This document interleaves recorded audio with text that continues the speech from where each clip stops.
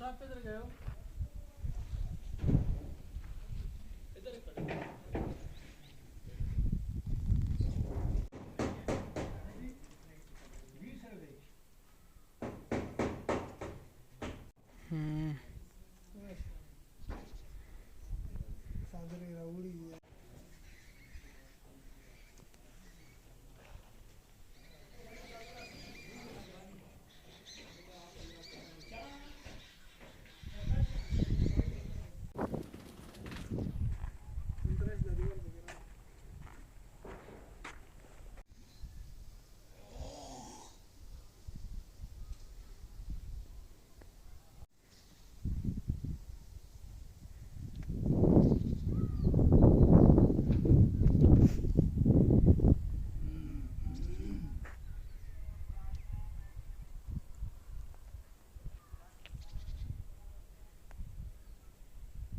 अस्सलाम वालेकुम। आप ये देख सकते हैं, ये बहुत ही पुराने दौर का बने हुए दीवारें उस पे हैं।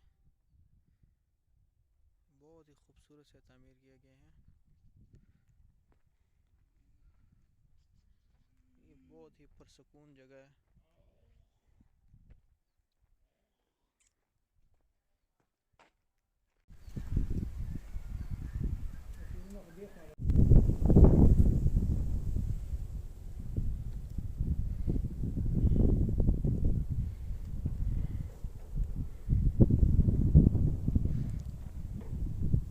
Está aí